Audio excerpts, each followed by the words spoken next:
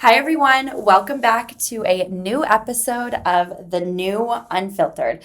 So, you guys know that I am a big advocate for networking. I really think that going out and meeting new people and introducing yourself to new people all the time is critical when it comes to building a personal brand. So, I have a very special guest today to get into more of that with me. But before we get into that, I wanted to remind you that there is a Be Fearless Summit coming up in April. It's April 27th in New York, and there is a few tickets left. So you can go to the show notes and find out more about the summit, as well as subscribe to Stay Fearless or Die Trying, which is my weekly newsletter on running a startup and being an entrepreneur in my 20s. All of that is in the show notes. So I have a founder today that I met at a networking event in London a few weeks ago, Oriele Frank, who is one of the co-founders of Elemis. She was actually acquired by a private equity firm, but Oriele stayed on at Elemis. So your role is massive still in terms of watching the growth of the company. But I really enjoyed when I first met you, multiple minutes into the conversation, you said something and I was like, so you're a founder, like what's the company? And you so casually go, Elemis. And I'm like, wait, like the Elemis? I'm like, this is amazing, which I think just goes to show how grounded and humble you still are as a founder. So thank you so much for coming on the show today. It's wonderful to be here. I would love for you to start from the beginning. There's 3 original founders of Elemis, correct? Yes, there was actually a fourth, which was Linda Steiner. She was kind of the financials behind it and the inspiration and brought us all together. She's still alive and we still see her, and give her the progress report. But the 3 of us, Sean Harrington, Noella Gabrielle, and myself, came together right at the beginning. And Sean was like the salesperson. I was all brand and product development, and Noella was the training and education. And she was the therapist working on the development of the treatments. And we're still together all these years, over 30 years later. Why did you want to get into skincare? As a kid, was this your goal, the hustle? You loved this vibe? Do you know what? I loved hands-on therapy. I actually wanted to be a physiotherapist, and then I trained in aromatherapy. I trained in traditional Thai massage. So it was kind of a wellness brand. I wasn't really into makeup or anything like that. So in a way, it was kind of fortuitous that it was like a wellness brand that did treatments and massages and facials, and also really looked at a person 360. How are they feeling? What's going on in their lives, and realizing that as you grow and develop, you go through lots of different stages. You can have ups and downs. But what Elemis as a product brand does, it's kind of a lifestyle brand. So it can really pick you up through the aromatics, through the touch, through the texture. So I think it just was a natural fit for me. How old were you when you started this? We were in our mid-20s. And starting a company 20 years ago plus is a bit different than now. I mean, back then you didn't have social media. You didn't have to think about building a brand on TikTok and Instagram. So would you say back then it was probably a lot easier? Oh, I don't know. It was so hard to get any reach. If you imagine it, all you had was point of sale, a billboard or an advert or in a magazine.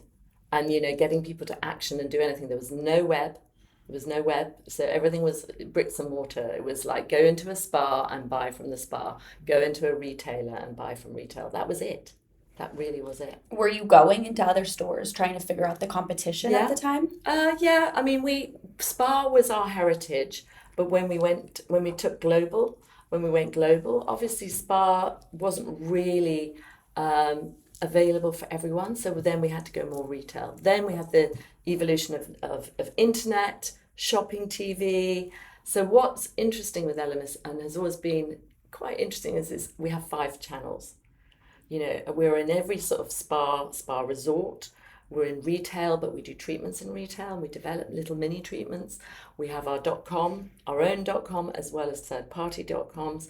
We've got our shopping TV, which we've done for 20 years, which has also evolved. And we're even on all the spas on 180 cruise ships where they just come on board for their holidays and they have a spa treatment. When I was telling Molly when we were walking here, like, I think I said airline lounges, but I don't think it's, oh, okay, Yeah. I'm right then. Yeah. I was like, have you ever seen this brand? And she's like, no, but she's a bit younger than me. But I like airline lounges and like hotels, cruises. Yeah. And she said, though, but how did they do that? Like, how do you get, and I have no idea. I mean, how do you become such a major partner? And I think that is such a big part of the legacy of Elemis, is that you've been able to do that. Yeah. I think, it's that confidence, and we've always done things differently. And I think because there's three of us, we kind of control our destiny. The airlines, we pitched to British Airways. My old flatmate who works with me, she is an expert in airlines. She'd done it before with another brand. So we kind of had an in-house person. And we were like, we're just going to do this ourselves, which no one would normally do in airlines. They would use an agency and a third party and a broker. And we went in and went, we'll do it for you, everything. We'll just do everything for you. And, then they said, oh, now we want a spa. So we had to create a beautiful spa, and we got some interior design done. We worked with Kelly Hoppen. She came on board. We designed these treatments that were like 15 minutes on a massage chair. I literally one day had to fly to, I think it was Singapore, to test the chair, and it had to be used multiple times, and then we had a facialist working on them, and we did that for years and years and years, and we're still actually now on the first class airlines of British Airways, so been with them nearly 20 years. So you cold pitched them, like you called Yeah. emailed? Yeah, I mean, I think we just went in there and said, we're a British brand, you should work with us. I love this because I cold pitched British Airways when I was like 14 or 15, and they started sponsoring my airline tickets. The girl has since left, who was the head of PR. But I so live by that mentality. If you even, I think, faking it till you making it in that kind of capacity. I mean, you walked into British Airways, you were like, we believe in this brand, you should too. And if you had been rejected, would you have found another brand, or would you have been like, I'm done? Yeah, I think exactly that, And then it was nice because we were able to partner with, like, we had to create the bag, and the bag was a bit boring and dull. And we said, can we partner with another British fashion designer? And they were like, oh, well, pitch to us again, another 5 designers. So we went out to all these British designers, and we took them on board. Alice Temperley came on board, and she had exquisite designs, and she's been doing that for a few years with us. So you kind of gather like-minded people, and I think, business is actually like that. They want something different. How long did it take into Elemis for there to be any type of traction? Because how are you paying your bills? Yeah, I mean, that's a really good question. I remember, telling people I worked for Elemis, and they were like, LMS, what is that? And I'd be like, no, it's Elemis, ELEMIS, around the dinner table and things like that. So I reckon it was, it felt like a rock band where it takes years to kind of like, a good 10 years before people kind of went, I think I've heard of that. So in the early years, obviously Linda Steiner was there to kind of really help us fund it. And then we were sold to Steiner Leisure, part of the cruise line business. They took us under their wing. They were NASDAQ. So every quarter it was, a stock exchange. We had to give our numbers. But we were lucky because we actually had that channel of the cruise ships as well. And we just built and built and built from there. And then Steiner Leisure sold us to private equity. And that was so fascinating, US private equity firm. We'd never been through that before. And it was really kind of understanding what's the role of a private equity. And I loved it. It was incredible because it was super focused, and it was like, right, we need to look at what the good things are, the areas of the strengths, the weaknesses, and we're going to work on all of those together, and we're going to make sure that you guys have the most incredible kind of pipeline and vision for the future. And, it's not every day that opportunity comes along. And it was in New York, so it was a bit for me. I was, could you move to America? And I was like, I've got 3 kids here. I don't really want to uproot everybody. I said, I'll just commute. I didn't want to put any sort of difficulties. I said, I'll commute. My whole team moved from London. You can imagine everyone put their hand up. Who doesn't want to be in New York for a year or so? Of course. And I commuted 1 week every month. And we worked really closely with the private equity firm for 2 years, and then you go on a roadshow, and that was really led by our CEO Sean Harrington, but the other two board members is Noella and myself, so we were on the board and we had to present as well. We all presented as a trio, and we had 18 presentations to corporates around the world. And along came Group L'Occitane, and just the same ethics, the same ethos, a real love of a co-founder-led business and a respect for co-founder-led business. It could have gone the other way with many other groups. I won't mention any names, but like you said, it's like the fact that they embraced that and said, actually, we love the fact that you guys are still with the business, still rooted in what is the strength of this brand. So I think having that consistency for over 30 years has just kept the brand true to itself. So I have so many questions because this story, and especially on co-founders, the fact that you're all there, these co-founder stories are some of the worst out there, right? And it's very common that they don't work. 9.999 times out of 10, they don't work. So the fact that 3 of you made it work is remarkable. But when you're in your 20s and you're building this brand, how are you paying your bills? Did you immediately raise capital? We were profitable from day one. Oh, interesting. We had enough business to keep going. We were very careful, and then as we grew, we got investments. So we ran it very leanly. If I look back, and we're talking only probably 5 years ago, 6 years ago, it was a bit like the British Airways thing. That was about amplifying our voice out there, but minimizing our expense. So we had to be clever.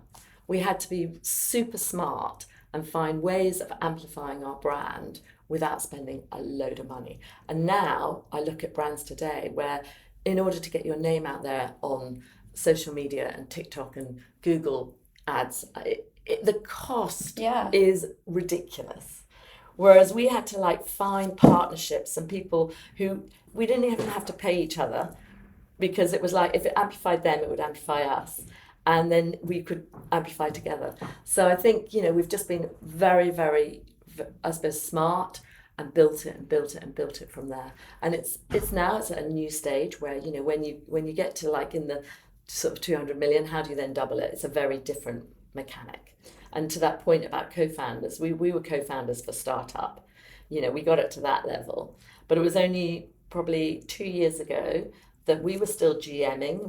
I was running the UK, Noella was running New York, Sean was running Asia. And we kind of went, hold on, we're not really the best people to be getting this brand to the next stage. We need to bring in the next level of GMs. And that's what we've been busy doing this year. So we have a US GM, we have a UK GM, we have a Middle East EMEA GM, we have an Asia GM. And they are now kind of getting to grips with everything and running their teams so that we can kind of elevate and kind of be really looking at the future and just ensuring the brand's in good hands, has a great pipeline, is evolving and keeping true to its nature, but still keeping it modern. So when you started Elemis, you guys self-funded it. Yeah. And again, I go back to, you guys were in your 20s though, so the amount of money it would take, and correct me if I'm wrong, but to the beginning start anything like this, a product, the branding, what do you think that upfront cost probably was? The Steiner family upfronted that cost. And how did you meet that original? They're an interesting family. They were the Queen Mother's cosmetician. Oh, no way. And the Queen's hairdresser. It's a very old family tradition in hairdressing and beauty. We're talking sort of late 1800s, 1900s. They had a beautiful salon in Grosvenor Street, and they were the Steiner family. So they were running beauty salons, hairdressing and beauty salons, doing the Queen's hair for years. In fact, we still know the Queen's hairdresser because we worked with him for 30 years. So they really had this kind of, had the money, I suppose, to invest in it. Yeah. So did you just show up there and you were like, hey, I'm Oriele, there's 3 of us, we started Elemis? Yeah, they knew Sean from the cruise line business. His father had worked, so there was a connection there with his father, and I worked for his father. Then they asked me to come in and do kind of everything from the marketing, and then Noella was a therapist. She was working at Harvey Nichols, and they said, would you come along and design treatments? So each of us kind of came with our attributes, And then we've all evolved similarly in our attributes. So, Sean was the salesman who was out there selling, and then now has got to the stage where he's kind of selling the company and being involved in all those transactions and the private equity and bringing us through that.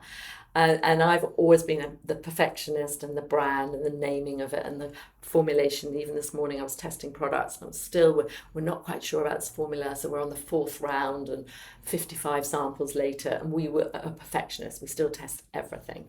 So always about the product development, what's the packaging, the design, the naming, the finished product, and critiquing it. And then how do you go to market, the look and the feel, the photo shoots. But in my day, I do 2 or 3 big shoots a year, and they'd have to last 4 or 5 years. Now it's like a shoot every other month, and new models and models rights and changes, and it's got to be digital, and it's got to be 6 different sizes, and so it's totally changed. And Noella, she's the hands, she's got the soul of the educator. So she would have her trainers. She even today is still developing the treatments. She has that real sort of sixth sense, really, and she is also a performer. She loves to get on the stage and really talk about the brand from the heart. And then as we've evolved in these new roles, lots of time groups said, look, we want someone to champion sustainability. So I took on that role and said, I'd love to do that, but I need more education. So I went to Cambridge University and I studied at the Institute for Sustainability Leadership and did an 8-week course while I was working. And literally 8 weeks later, I had my roadmap. I kind of had worked out what I needed to do. And that's kind of my mission, is really how do we take this legacy brand of 30 odd years and I suppose really shore it up for the future, that it is going to be the most sustainable packaging, that we're looking at our ingredients at a next level, that we're looking at our packaging and making it more sustainable. So we're right in the middle of all this transition now. Mm-hmm. Yeah. Oh my gosh. Along the way, I'm assuming there were times when you and your co-founders were like not on the same page. Or, I mean, that was 20 years you guys worked together building a multi-million-dollar company. Yeah. I mean, were there times along the way? Oh my gosh, yeah. There still is. Yeah. We still don't agree on everything. But how do you find a balance to where even when you're in disagreement, it comes to an agreement? I don't know, it just always seems to fall in place. I think we always get there. I think we're always pretty much aligned. Sometimes Sean will push us that little bit further. Like we might say, we think we're happy with that. And he'll say, I think you can push it even further. Why him and not either of you saying to him, push it further? Because that's his personality. I'm really the one that, kind of has to pull it all together and ensure it's going to work effectively on time and deliver it. So I will be the measured one and go, well, actually, that isn't possible in 2 weeks. He thinks everything can be done in a week. And I'm like, realistically, if we're going to do this properly, we have to think it through. We have to create a brief. We have to a bit more measured. And then Noella's ready. When you've got it right, she's out there. So they kind of run pretty fast, and I'm a little bit more measured behind the scenes. But, even yesterday we had lunch together, and he what's been really interesting is he has been traveling around the world, and what he learned, and he said, you need to get out there. And I'd never been to China. I'd been all over Asia, but I'd never been to China. I had no concept of this enormous nation, the concept of the number of people in that country and how they operate. And then the same for America. America isn't New York, it's vast, states that operate all quite different. So the understanding of the nuances of different countries, we're in 110 countries. So selling a brand in the UK, US is a lot easier than selling a brand when you're in China, and everything has to be translated.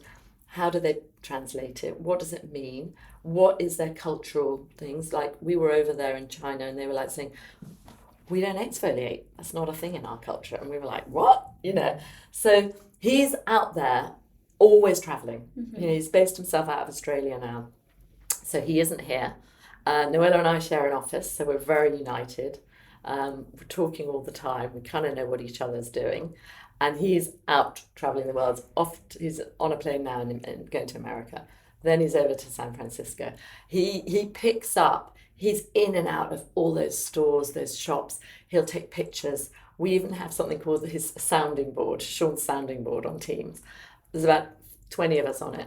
And if you see something, everyone, whatever you're doing, you just post on there. Something that's going on. You might be launching Sephora today. Show us what's going on. And it just unites us all wherever we are around the world. Oh, that's kind of cool. And he's going to those different countries to does he have a family also? Yeah, he has a family in Australia. Okay. Yeah, so, and here in the UK too. So he travels all over is he more of the front facing for the stores? No, he'll meet the GMs. Okay. He'll meet the GM, so he'll go and meet the GM and meet the teams there. At the moment we're in budgeting time, so you know what that's like. We've got 6 more weeks before budgets have to be submitted. He's pushing for ambition. He's pushing for a real pipeline for the next 5 years. So he's really trying to encourage that next generation to have the same ambition that he has. I want to ask you about, in the world of skincare, which anyone I think who follows me knows, like, I'm not good at skincare. I mean, it's not that I'm bad at it. It doesn't really interest me. I'm not one of these girls who's got her 10-step every night routine and she's on the pulse of everything. I'm on the pulse of things in business, but skincare, no. But when I hired Molly and seeing her age range, and she's 23, I'm 26, but the difference and the obsession that they have when they're finding products on TikTok and on Instagram, and I'm like a 50-year-old, 26-year-old, because I'm like, oh, I know Elemis. Like, I have that in the airline lounges. And I go for what I like and what's comfortable. But I'm curious, as the founder of such a legacy brand, what do you think of these newer brands? Like, I mean, Hailey Bieber and Rhode, or Selena Gomez and Rare Beauty, or Lady Gaga's skincare brand, which 20 years ago, for example, Naomi Campbell was not launching a skincare brand. Kate Moss was not creating. Right. But all of these influencers and social media stars now, a lot of them have gone into skincare. But do you think that it's to the same level or achievable, that success, what you've done with Elemis? Because of the name of these celebrities. I mean, I think if you look at the fragrance industry, the same thing happened there. All the celebrity fragrances come out. So now we're in the celebrity skincare. I think I'm intrigued to see how much of them really do build a brand. I think we'll see it's few and far between, because it's tough. It really is tough. And ultimately, if it's all about your product, really, do people fall in love with their product? They might follow a celebrity, but when they get that product, does it really get rid of their makeup? Our cleansing balm, it's been going 10 years, and I'd say only now is it really hitting that sort of global iconic brand product, unique. No one's matched it. No one's quite got it. It's now used by the TikTokers, to get rid of all their makeup. And we've really kind of learned how to get that next generation into our brand. And that's kind of been a real transition for us, because so many people grew up with Elemis and their mothers and people like me, but how do you get their daughters and their friends to be starting, and that's through Sephora, Selfridges, that sort of younger gen. It's through TikTok. Even in sustainability, I had a call with TikTok they have TikTok for good. And I'm like, 1.2 million people following this TikTok for good. I wasn't even aware of it. There are now TikTok's influencers who are really, they were in COP28. So I was like, wow, this is so interesting. And, we need to kind of get those on board. And so I think those brands, I think it will be interesting to see how many of them actually can last and become a legacy brand like Elemis. Do you think that Elemis' success is attributed to your guys' work ethic? Is it the product? Is it a little bit of luck? We always say the product will never let you down. Now, I think the ethics has come from us not letting anything go through unless we absolutely... I mean, if you knew what we're, at the moment, this product, I'm testing it against different benchmarks. We've slightly tweaked it. We usually, sometimes, the worst case scenario is probably about 50 different products through before we're happy. And then it goes to external testing. So I think we've been really, really careful to make sure that our product is the best. We haven't built this brand on ourselves. We aren't celebrities out there, fronting the brand, and it's not your Bobbi Brown or your Kate Moss. It's about the product. But now it's about the product, and I think there's a huge love for the product, but we also need to ensure now that the community feels the brand. So that's the piece that we're working on now. I watched an interview with Bobbi Brown, and she signed a 25-year non-compete when she sold to Estee Lauder for, I think it was $1 billion. Yeah. She said it was a necklace or a tattoo that was the day she could start something new following that sale. Now, Elemis was acquired by a private equity fund, so the original fund that invested in you is the one that took it over, correct? Well, Steiner Leisure acquired us first, and they were on the Nasdaq Stock Exchange, and we were with them for I think maybe 20 years.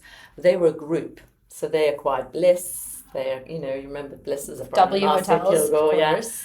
They acquired multiple brands. They had schools. They had all sorts of things. They sold the whole group to the private equity. So we were just sort of like shuffled into the next world and the private equity had never really bought a group. So they had to suddenly realize they had to sort of start to look at us all individually. So they looked at Bliss. They looked at Elemis. They looked at all the other product companies they had, and they worked out what they were going to do with each of us. And each of us had a separate person from the private equity to work with us, and they were brilliant. They were so encouraging. They helped us really focus. We were doing things we'd never even heard of, something called a PMO, which is like, you really look at your business for the next 5 years and what's it going to deliver. And we worked with Boston Consultancy Group. They did a whole audit. We really learned, and we'd never had the budget to do that. But, because we were part of this private equity, they really need to understand all the nuances of your business. Selling a company as one person and being able to take home this amount of money versus selling it as 3 people. So you're splitting up in 3 ways the amount of money you guys make. Well, the private equity owned it 100%, which is quite unique. So they owned it. So then when it came to you guys, so they took over Elemis, but originally, like, at what point did you guys get your own payout? So, we benefited obviously when they sold it to L'Occitane Group, but we were part of the sale is to take on the co-founders as part of that sale. So it's quite a unique relationship that we've had. And, we are planned to continue as we are, advisory roles, ambassador roles, and just ensuring this brand stays on point all through its next 20 years. Had they wanted to acquire Elemis and not keep you on as founders, would you have allowed this sale to go through? That's a really interesting question. I think our destiny ended up where we partnered and approved, and Sean was very much part of this. He forged that relationship with the owner of L'Occitane Group, and they had a connection, and that connection just felt magical and felt right, and then it just happened naturally. And I think as a trio, we have just fallen on our feet every time. And there were multiple companies interested in looking, and in my head I would think, what would it be like if we were acquired by them? And many of those companies, I think, have destroyed brands, like co-founder-led brands, like you said. The co-founders stay for a year, gone, and then what's left? And does that brand really then continue on? There are great success stories, some of them, but there are also a lot where it just loses its soul.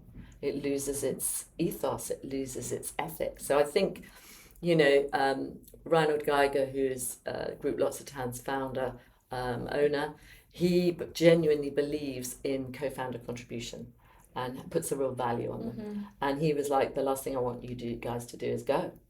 So he said, I want you all to stay. So yeah, it was quite an unusual and different relationship. But I think that's about people, isn't it? It's about people's, it didn't feel like a machine coming along and saying, right, a year's time, off you go. And then we hit COVID. I mean, you imagine we've just been acquired and then we hit COVID. So suddenly our whole world's turned upside down. 50% of the business is gone. I'm running the UK. I have to get rid of half the staff. Or you couldn't have written a book about how challenging, you got a brand new owner, you're on a mission to, you're on this 5-year mission. You want to prove that you're going to do this. And then our whole world, I remember shutting the office here in Baker Street, saying to all the staff, take your chair, get a taxi home with all your computer stuff. Luckily, we just put Teams in place about 2 months before, and everyone was working from home. And, next 2 years was bumpy. We lost all our business in spa, we lost all our business in retail, and we lost all our business in ships. But my God, we continued product development every single day. Our lab stayed open. The postman must have thought I was dealing in something because he came to my house literally every day with product. We continued to develop product and we continued to manufacture every day and we continued to dispatch product. And our online business survived very strongly because luckily we weren't makeup. People were indulging in themselves. They were cleansing and moisturizing and trying to look after themselves at home. So we learned a lot in that time. But we also, this is where Sean said, you know what, we're never going to have, he's quite forward thinking. He said, we're never going to have this time again. I was like, what do you mean? Like, none of us knew. We all thought we were going to be back at work in 3 weeks. He said, but he knew. He was getting global intelligence about what was going on, that this wasn't going to be a quick few weeks. This could be longer. He said, we're never going to have this situation again. We're never going to be in this where everything down tools and just your online and shopping TV going. So that was a small team. He said, what could we do? How could we use this time in a positive way? Which was quite unique to have a CEO challenging you. And I said, well, why don't we put together all the ideas that we as a group have wanted to do but never had the time to do? And we called it Mission Possible. It was a 15-page document. Everyone fed in. We want to revisit our values, our brand vision. We want to revisit our storytelling. We want to launch a new website. We want to, what else did we do? Launch virtual consultations. We put down a whole list of all the things we wanted to do. We then put that out to all the teams that, weren't able to work, and we got everyone working together. And so 6 months later, we were like, wow, we launched 18 stores during that time across Asia that were still open. And then, so we designed a whole new concept, store that opened across Asia, these beautiful Elemis boutiques. We launched our virtual consultations. We repurposed the trainers that couldn't work in retail, so they were actually talking to people online. And there was a real positive element to it. But for 2 years, your business is thrown up in the air. Yeah, and I think even the restaurant industry, coffee shops, I mean, that's so different from skincare because there's no really other selling product, especially if you're in a restaurant. But I know it also gave a lot of founders, myself included, a nice kind of break because when you're in this startup world, and I think when we were at that event, that was something that you said that really caught me, I don't want to say off guard, but it was so relatable. And I would not necessarily expect somebody at your success to also still feel like you're never not in the hustle. Yeah. And I think that's an entrepreneurial love. You're an entrepreneur because you want an element of the chaos and not knowing what's coming next. But what you said about co-founders, do you know what YC is? Y Combinator. It's really big in the US. It's kind of like an accelerator program, but it's kind of the top of the top. I mean, you have to submit. They only take the top startups. But they only take startups where there's co-founders. It's very rare that they take companies on at YC to invest in or advise without co-founders. So it's interesting that there was 3 of you because there's a lot of talk in the startup world and like why do some of these companies do better that have multiple founders? But it's also very hard to work with other people. Yeah. Look, it's an interesting time as you're getting the next generation in who are much younger. They've got a view of what they think. We have a view of what we think, and we have to come to a sort of a good balance of letting go and saying they know better. I have no real expertise in TikTok strategy or YouTube strategy, or someone else needs to come in and do that because you know what, they kind of have grown up doing that, whereas so I think I'll never forget when I moved to New York and we were doing a shoot with an agency, one of the top agencies, amazing, and we did this beautiful shoot in incredible studio with amazing photographers. Came back to the office in New York and the digital team just looked at me and went, I'm not going to use any of that. And that was a real turning point for me. They're not going to use, I've just shot for 3 days, these beautiful still life images. And they were like, I need 300 assets. I need them all different sizes. I need it for digital. And it was like, do you know what? My world has totally changed. It is no longer about 6 or 7 campaign images. It's about content creation. Some of it, the brand doesn't even do itself. You go out there and you find people that love creating content, that are clever at content. There are so many skincare influencers and who that's their job.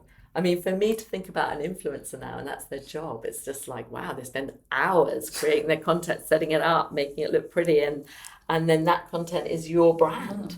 It's totally changed. So I've actually enjoyed just letting that go and watching and learning, and I still love to learn. I still love to understand how it all works. I was gonna say, because you don't make the decisions anymore. So if you're like, I have this idea or this, or somebody presents something to you, you're no longer the one who says, okay, like we're ready to go, right? I mean, Yeah, I mean, look, product will always still fall in our world. So if we're not happy, it doesn't launch. The naming of it, the fundamentals of the brand will still come through to us three. And I've always said everything from the logo, the color, the messaging, we will work together.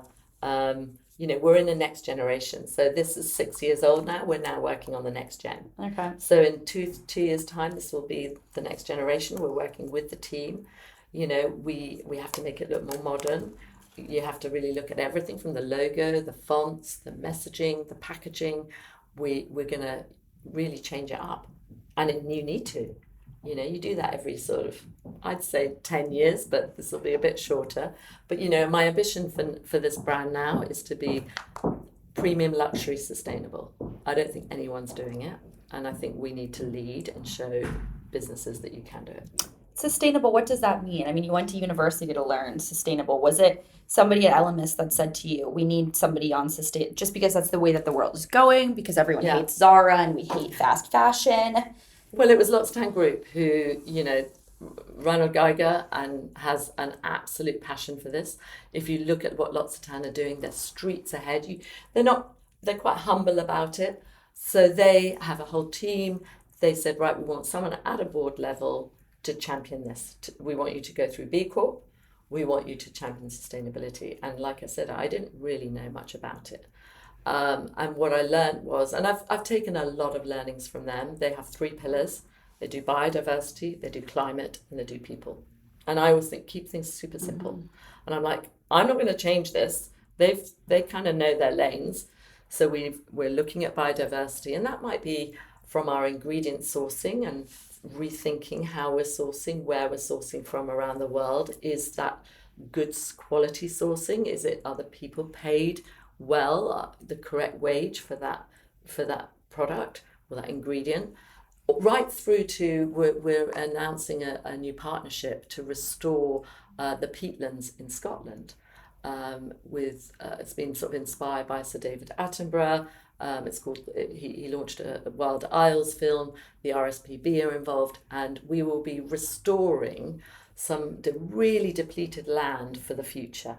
And I think this is such an amazing story for Elemis to say, this is about us putting back into this earth and making better, so it will sequester the carbon to offset our sequestered, our carbon footprint. Because let's face it, we have a carbon footprint. What can we do to reduce that carbon footprint? Even down to changing the way, like we put an absolute ban on all air freighting. So suddenly overnight, no one was like, I forgot to order this, I need to air freight it. They had to give a proper business case as to why they need an air freight, because air freight is a huge carbon. And even changing that mindset. Well, you know what, you guys are going to need to plan further out.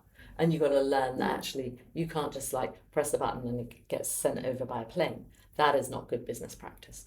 So, L'Occitane Group have given us the framework and the foundations. We are 1 year B Corp. That for me was brilliant because it gave us the B Corp framework to work to as well. And then what I've really embraced as the sort of new role is to get involved in coalitions and voluntary work. So I work on 3. So I work for CEW, which is Cosmetic Executive Women. There's one in America and the UK. That I work on the pillar president for sustainability. I was working with Estee Lauder before, and will continue to work with different companies. I work for the British Beauty Council on the Sustainability Beauty Coalition as a co-chair. We're launching something called the Great British Beauty Cleanup. Talk about networking. I have met everyone from makeup artists. I'm working with L'Oreal. I'm working with all different brands. And what's amazing is competition goes out the window. because actually we are all concerned about the world that we're kind of going to leave for the next generation. And it's the industry saying, do you know what? Governments are taking a long time to put in practice, but us as an industry need to take action now. So we're going to be launching the Great British Beauty Cleanup through the SBC, and then I'm also on the B Corp Beauty Coalition as well, where I think there's now 88 B Corp beauty brands across the world, America, US, all around the world. And that again it's just amazing to meet with like-minded people who are trying to say business isn't just about profit. And that's where we were. Yeah. 25 years of profit. Lots of time come along and say, no, profit is not a dirty word. Profit is good. Without profit, you can't pay people. But profit alongside people and planet. And that was a real change of mindset only in the last 3 or 4 years, to have someone saying it's okay. Profit alongside people and planet. It's really important. We had to change our Articles of Association, which is our legal contract, that we no longer are just about profit. We're also looking at planet and people. And spreading that mindset to everyone in our company, to everyone outside of our company, that business has to be a force for good. So yes, we want to make profit to continue to grow, but we need to start giving back to many different areas. Biodiversity, we need to be looking at climate.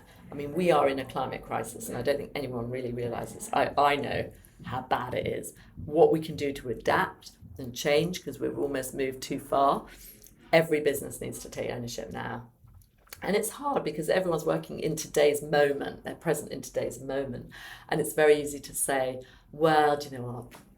That's going to be 20, 30 years and I, won't be alive then. Yeah, but it's coming, like, that's your generation. That's I have your legacy. 3 kids. Yeah. And I want them to have a future in a planet that is a lovely place to live. And, and it's hard because there's so many other things going on alongside climate, climate anxiety or the challenges we've got in this world of sustainability.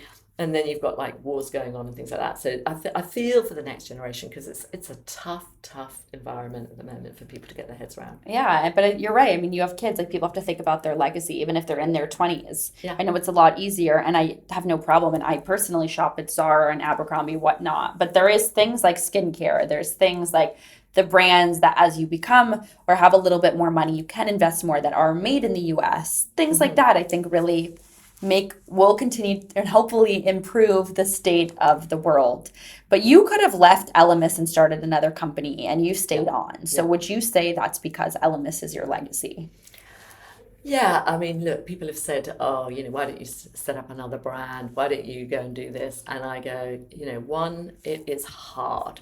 It's hard. Like I said, it took us 10, 15 years to get the brand recognition. So you go where you're starting at zero, ground zero. You need a lot of money. It's a very different world. It's fiercely competitive. I feel like there's even more competition out there. Very brave to anyone that's doing it out there. But I actually have no desire to do that. No desire to do that. Because I've done it. I still work, weekends, evenings.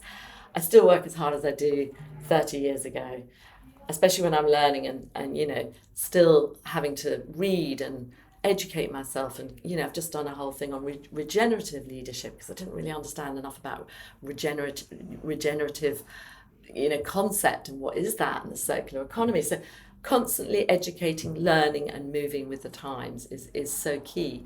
So yeah, I think it's in our DNA with the three of us. It's like maybe if I was going to do something else, it would be something quite different.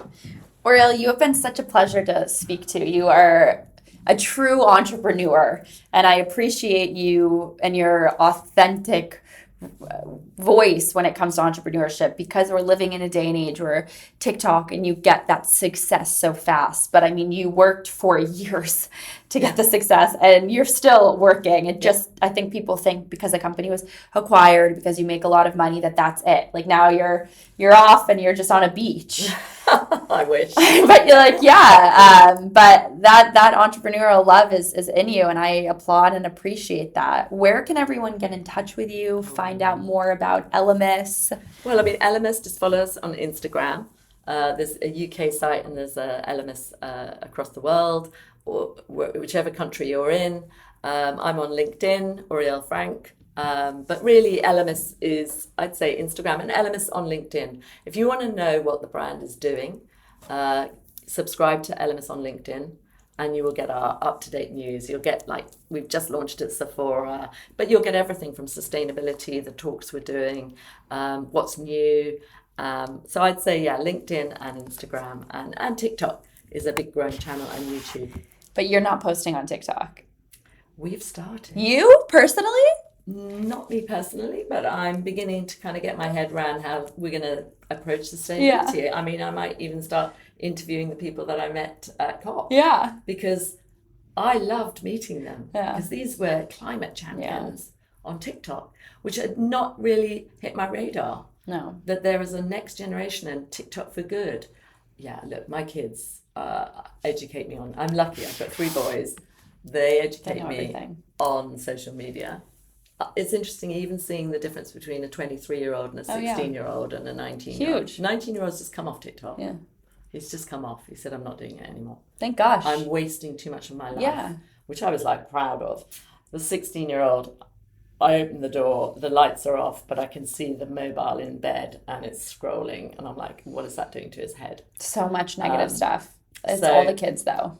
This is so hard parenting this generation, really hard. And I'd say my 23-year-old, he kind of missed that obsession. Yeah. He does a little bit, but I think it's tough for those 16-year-olds. You know, we were talking about at school they have to now put their phones away into a special pouch and they're locked away. I heard this on the news the other day. And my son's really unhappy about it. But I said to my husband, I'm actually really pleased that they have to digital detox. But he was saying, in our era, we would have been educated on what's good and what's bad. But this is quite addictive. Oh, yeah. And what are these children, their attention span has gone down to 0. So, you know, when you sit and say, come on, sit down, we're going to have dinner together, we're going to have a conversation. That's tough for the next generation down. Yeah. But they've got a mom who's got a legacy, Freya. So you are going to parent like no other. Hopefully, yes. No other parent. Oriele, thank you so much. Thank you, everyone, so much for listening. This was truly one of my favorite episodes, and I am so glad that you went to that event and that you proved the power of networking. You should never stop introducing yourself to people, cold emailing, cold calling, because you never know what will come from that. So head to the show notes to find out more about the new Unfiltered, as well as follow myself and Oriele on social media, and I'll see you guys back next week for a new episode of the new Unfiltered.